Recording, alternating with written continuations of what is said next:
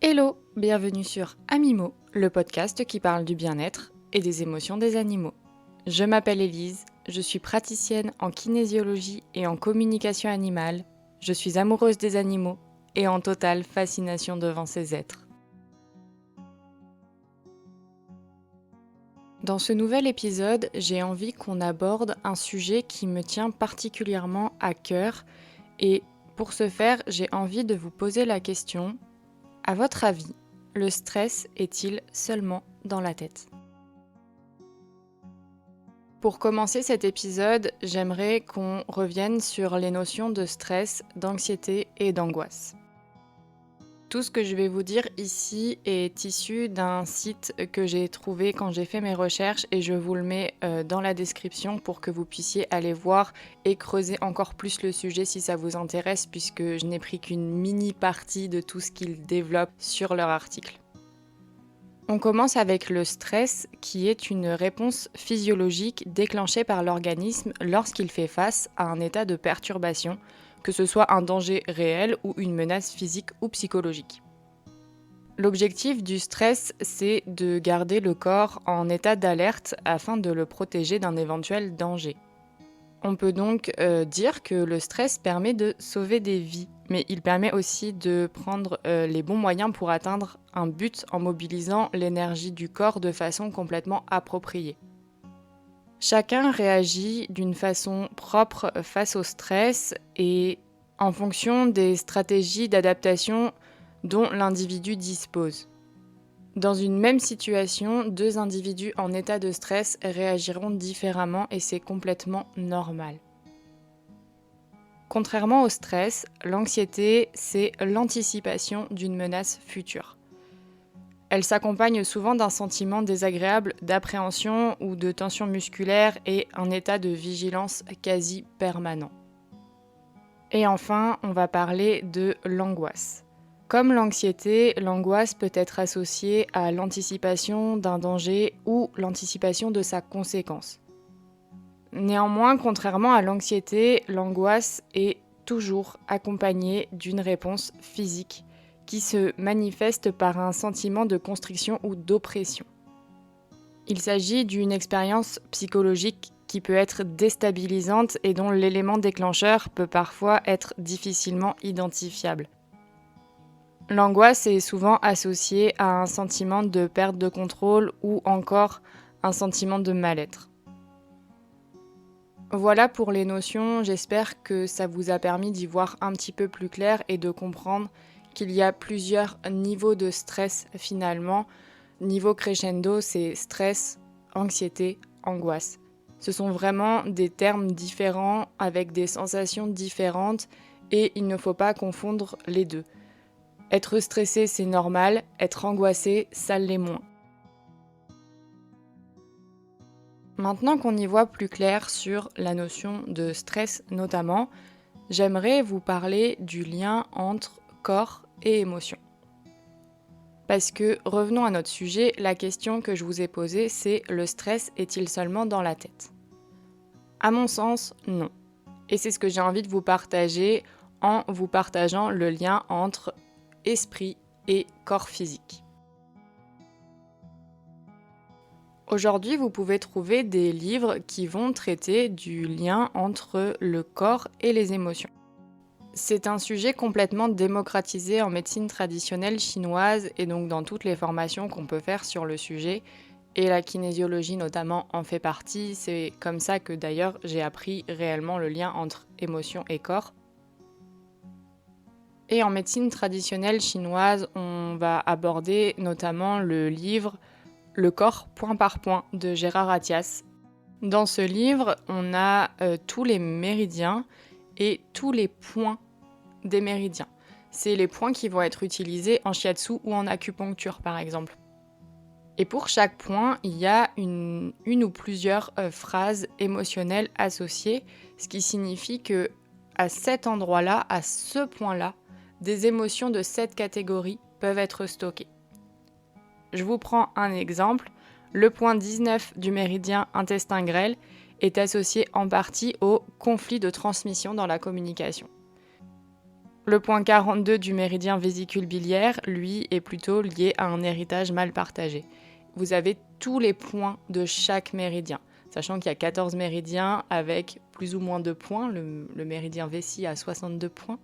Donc je vous laisse imaginer la mine d'or en termes d'informations sur le lien entre émotion et corps.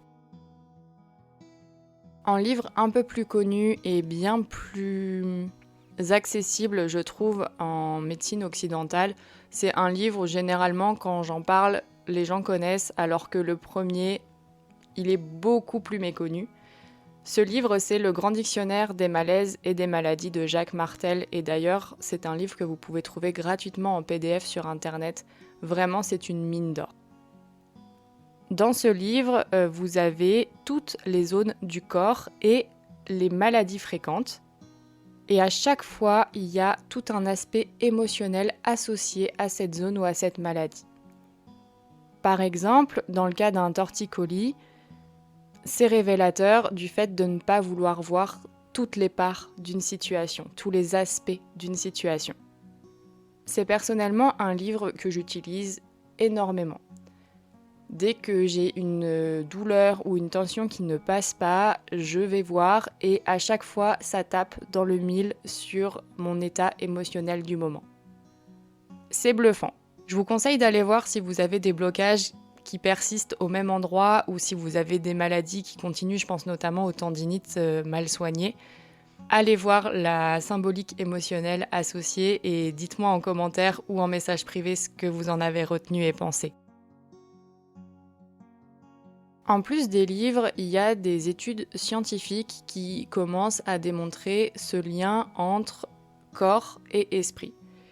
Et notamment, le scientifique Alan Fogel a mené une étude qui montre qu'en cas de douleur émotionnelle ou de douleur physique, c'est la même région du cerveau qui s'active. Toutes les émotions n'impactent pas le physique, mais c'est plutôt les émotions refoulées qui vont avoir un impact à plus ou moins long terme sur le corps. Tout ce qui ne s'exprime pas s'imprime. Cette phrase, je vous l'ai déjà présentée quand j'ai parlé de la kinésiologie et vraiment, elle est pour moi à retenir. Tout ce que vous refoulez se loge dans votre corps. C'est non négociable malheureusement, on ne peut pas faire autrement, c'est comme ça, on est fait comme ça. Du coup, quand un individu, qu'il soit humain ou animal, ça fonctionne de la même façon pour les deux. Quand un individu n'accepte pas ses émotions, elles vont se loger dans son corps et, à un moment donné, elles vont chercher à sortir. C'est inévitable. Elles vont chercher à sortir et c'est comme ça que peuvent naître les douleurs physiques, voire les maladies, voire les douleurs chroniques. Le corps enregistre toutes les émotions, qu'elles soient positives comme négatives. Et ce que le corps a enregistré, il va le ressortir dans les situations qui lui sembleront appropriées et ce de façon complètement inconsciente. Si petit, vous vous êtes fait mordre par un chien, émotion de peur qui s'ancre petit à petit dans le corps, quand vous voyez un chien, vous avez peur de vous faire mordre. Ça, c'est l'exemple typique de l'intériorisation des émotions. Et pour comprendre cet enregistrement des émotions, cette imprégnation des émotions dans le corps, on va faire référence à la mémoire cellulaire. Cette mémoire, elle ne s'intéresse pas qu'à l'individu que nous sommes, puisque, vous l'avez compris, elle s'intéresse aux cellules. Et les cellules, ce n'est pas que nous, on prend aussi les cellules des générations antérieures. C'est ce qu'on peut appeler les mémoires générationnelles ou transgénérationnelles. On hérite des mémoires des générations passées à travers nos cellules. Les cellules ont une mémoire et ensuite, du coup, la mémoire cellulaire fait qu'on se retrouve avec des traumatismes, avec des stress qui ne nous appartiennent même pas. C'est pour cette raison que certains traumatismes ou certaines peurs, certains maux physiques aussi, se transmettent de génération en génération sans jamais s'arrêter et on se dit « Oh bah c'est bizarre, ma mère avait ça, ma grand-mère avait ça ».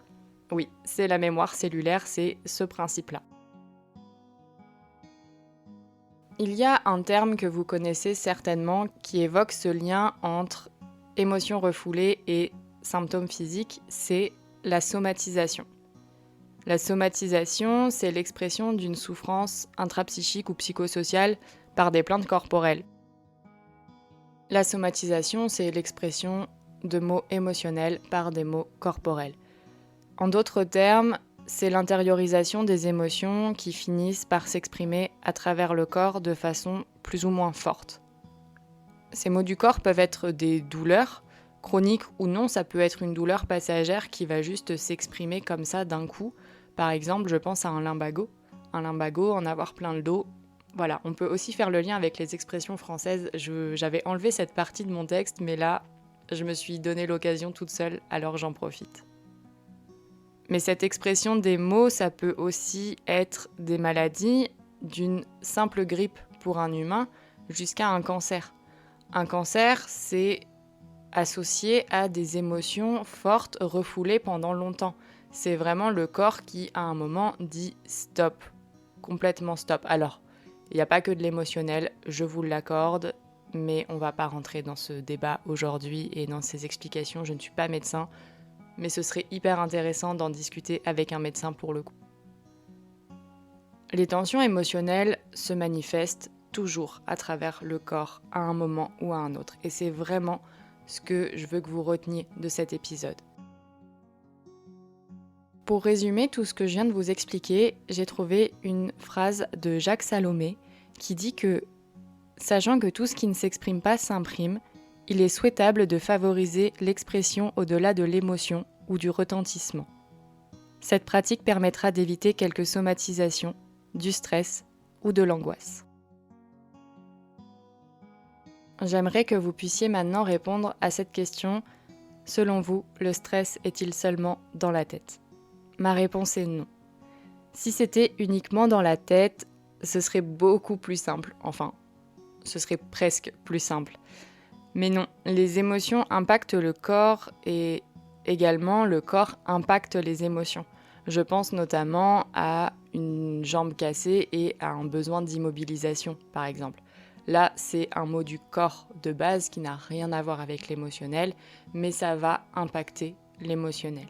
Donc, il y a un impact dans les deux sens, ce n'est pas à sens unique, bien évidemment. Les animaux fonctionnent comme les humains et la prise en compte de l'émotionnel est primordiale pour limiter l'apparition de symptômes physiques. Je répète à tous mes clients qu'à partir du moment où le stress se manifeste physiquement, c'est qu'il est déjà bien trop installé mentalement. La communication animale et la kinésiologie devraient plutôt être utilisées à titre préventif au-delà du curatif, et ça j'en ai déjà parlé. Bien sûr, en curatif, on va avoir des résultats qui vont être peut-être même encore plus flagrants, mais ça veut dire que l'animal a été mis dans un état de stress très intense et surtout très prolongé, puisqu'on en est arrivé à la phase d'extériorisation. C'est très bien d'extérioriser ses émotions, mais quand ça explose, c'est qu'on n'a pas assez anticipé. L'idéal, dans toutes ces pratiques, c'est vraiment d'anticiper et de proposer à votre animal ce que moi j'appelle des séances bien-être, c'est-à-dire sans motif particulier, se dire je vais aller voir comment se sent mon animal. Est-ce qu'il a besoin d'exprimer quelque chose ? Et ça va éviter justement l'explosion ensuite de symptômes physiques ou de comportements agressifs ou considérés comme compliqués.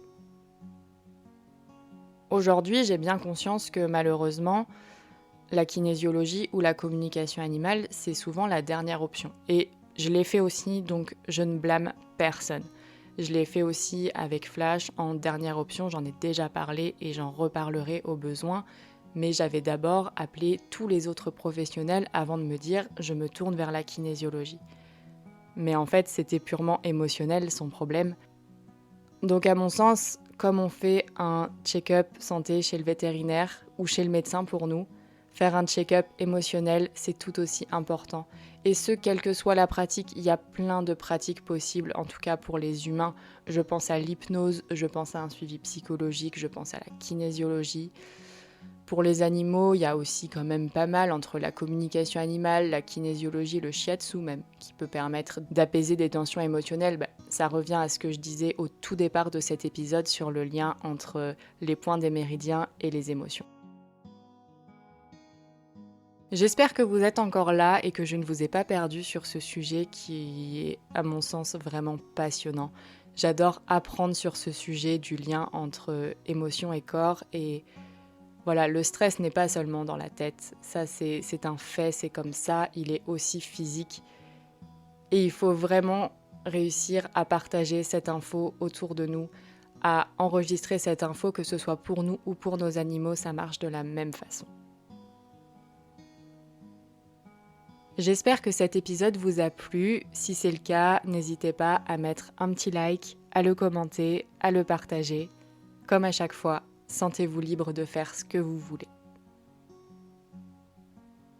De mon côté, je vous dis à très bientôt dans un prochain épisode. Je vous envoie plein d'amour. Élise.